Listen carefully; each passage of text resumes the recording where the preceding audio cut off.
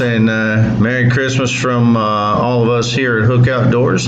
It is Christmas Eve 2020, and this is the Get Outdoors with Hook Outdoors podcast for this week, and we're going to talk a little bit about the fishing the last few days here, and after that, Evan's going to give us a few tips on fishing trick worms in the spring. So we'll get right after it, folks. As of Monday, the water temps were, 42, did you say, Evan? Yep, I was out Monday and it was 42, 41, 42. So what kind of clarity do we have out there right now? It was still pretty clear. I would say around 3 to 4 foot of visibility, but after this rain and this front we have going through with the snow, it'll probably dinge up the water a little bit, but don't expect it to be too muddy. And as of this morning at the spillway, they were at releasing 1,987 cubic feet a second in the spillway, and the elevation stood at 724.5, which is basically a half a foot above winter pool. But we've got a decent amount of rain coming today and snow tonight, so who knows what that's going to do with the lake levels, if it's going to raise it much or not. But that's what we're looking at water-wise and weather-wise here for the next couple of days. But long range, it's going to warm right back up. Be in the 50s here Sunday and in the upper 40s and such the rest of the week. It's supposed to get pretty cold for the next 2 nights, so that water temp will probably dip in the mid to upper 30s, I would imagine. Pretty much probably for the rest of the winter. So there's that to contend with. But just from the people I've been talking to, the fishing's been pretty good. We've been selling a reasonable amount of minnows here. Crappie seem to be on the bite. They're deep right now from what we're hearing. And it's a live bait deal. There's a few people throwing grubs and tubes and that kind of thing. But now it's pretty much a live bait deal, at least everyone that I'm talking to anyway. And that's the crappie for you. And again, they're running around 18 foot. You're going to find them on channel bends and points, and they're going to be real tight to the brush piles. And that's just kind of typical wintertime behavior for them here at Cave Run. The catfish, haven't seen anything on the main lake right now, but there are some guys catfishing in the spillway. Seem like swimming bait works the best. The shad, goldfish, that kind of thing. At least that's what we're selling, goldfish, and most people I talk to that are using shad are just catching them out of the spillway, but there's some nice fish being caught there. Muskie-wise, it's pretty much a glide bait bite, or if you can find some live suckers, there's still a reasonable amount of that going on.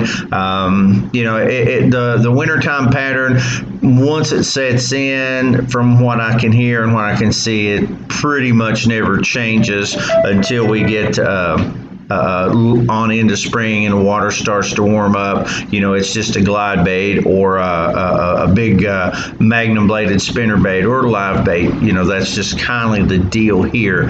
I'm looking forward to the coming week. After this front goes through, I think there'll be some fish to be caught, but it remains to be seen. It's going to be pretty nice weather. A lot of people have a lot of days off this time of year, so if you don't have anything else going on, come on out to Cave Run and see what happens with you. And Evan's going to jump in here and talk a little bit of bass fishing here at Cave Run, and then we're going to he's going to talk about the trick worm fishing for the spring. So, right now the bass, as the water temperatures drop down in the low 40s and possibly even getting into the upper 30s after this cold front rolls through, them fish are going to be found. They're going to be out deep, 15 to 20 feet on brush piles or a rock pile or anything like that, any kind of different cover offshore.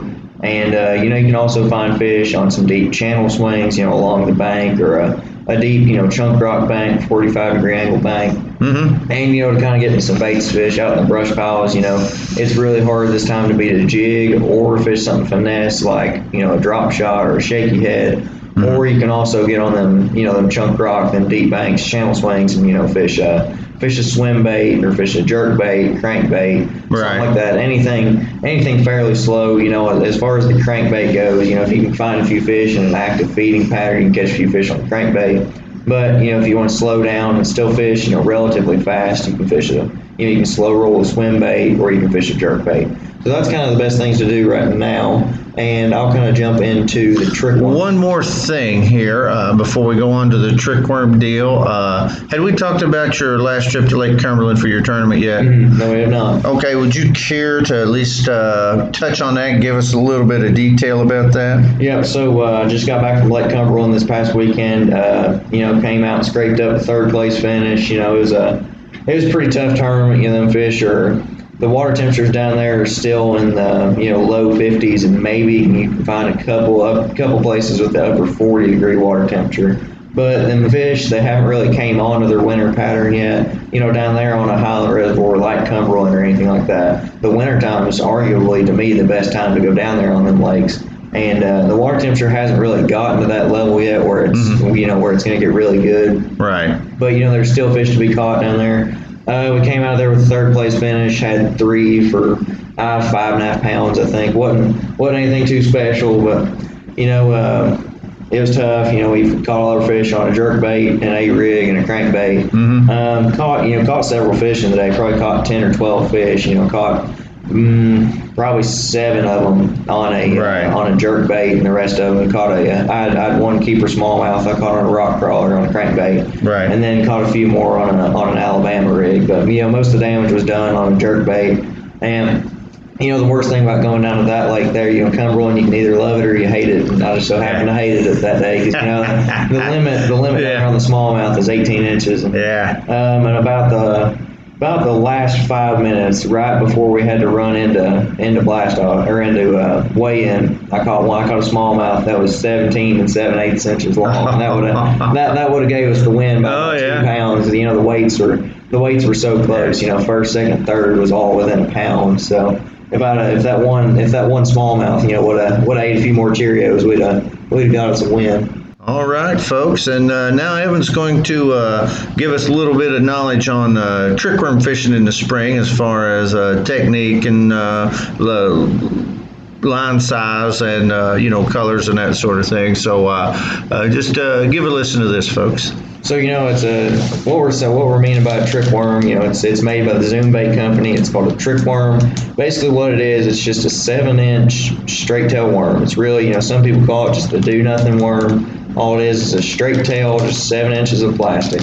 And in the springtime, when the water temperature starts hitting, in the mid 50s, 55 to 65, that's really when the fish they're wanting to spawn, and they are spawning. But on some lakes, especially like Cave Run, the water is never really clear enough to sight fish. In that early to mid-April zone, we always have that dingy colored water. The water's flooded, it's up in the bushes, so you can't really get up there with them, and you can't really sight fish too good. So what you do what I do, and it's people call it's the floating worm. All they do is they take a 3-aught or a 4-aught, whatever, a trocar hook, Gamakatsu, whatever, just an EWG worm hook, a 3-aught or a 4-aught, and they just Texas rig it, weightless.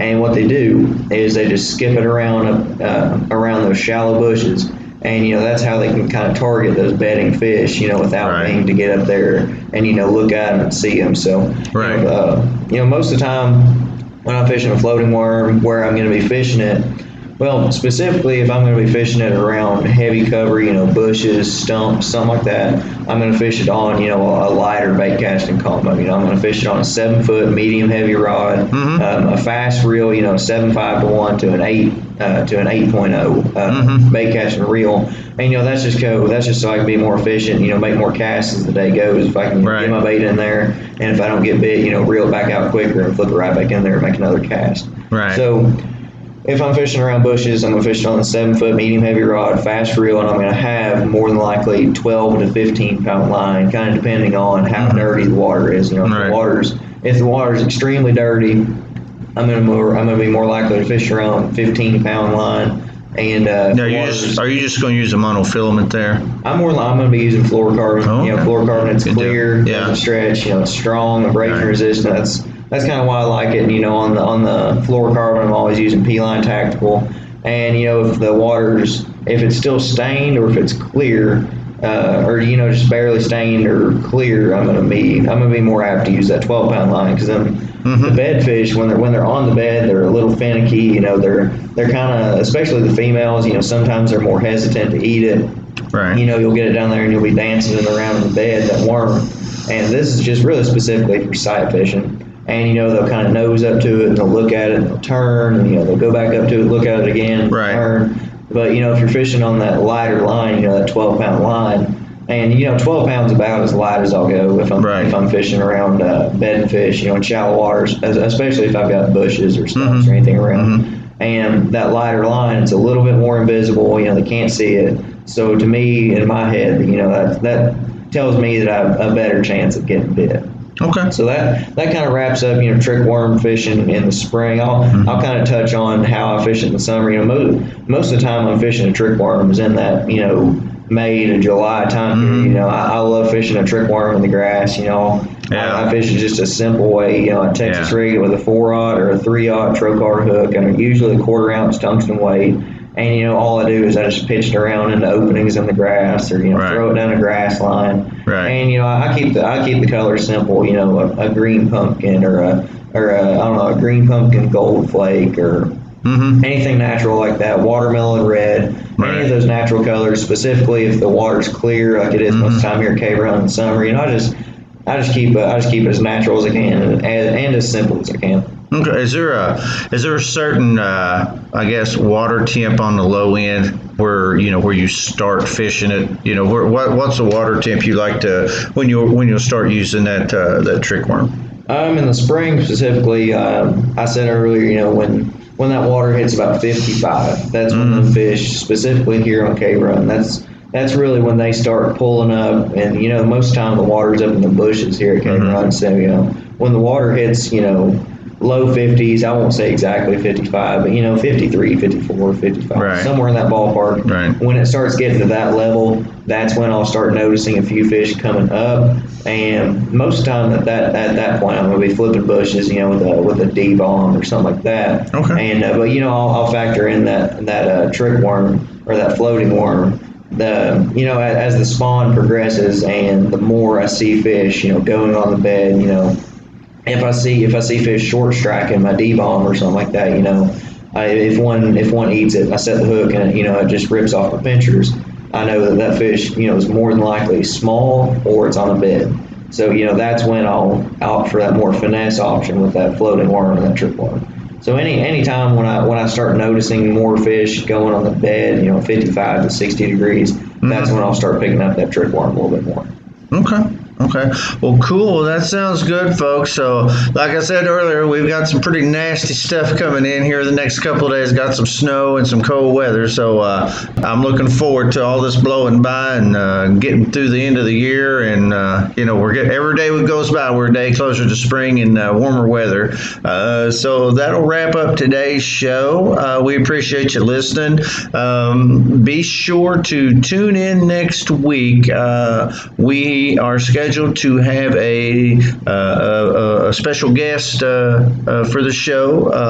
Can't really go into any specifics much as anything because we have yet to get it recorded and everything. But our guest is an Elite Series angler and has fished multiple Bassmaster Classics, and we are excited and really looking forward to having him on and picking his brain. So we'll announce that next week whenever we get it recorded and whenever it's going to be up and available for you to listen to. So, like we said earlier, Merry Christmas to everyone. Be safe. Have a good holiday. And be sure to get outdoors with Hook Outdoors.